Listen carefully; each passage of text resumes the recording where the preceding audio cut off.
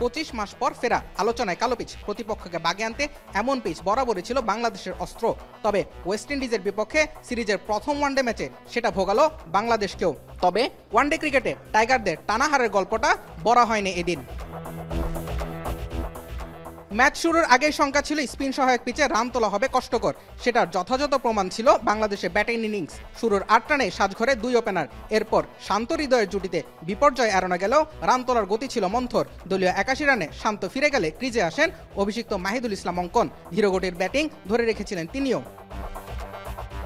হৃদয় অঙ্কন জুটি খানিক স্থিরতা দিলেও স্কোরবোর্ডে ছিল চাপ।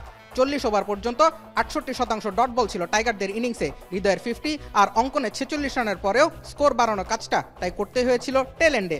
রিশাদের 26 রানের ক্যামিও বাংলাদেশকে নিয়ে যায় 200-এর ওপারে।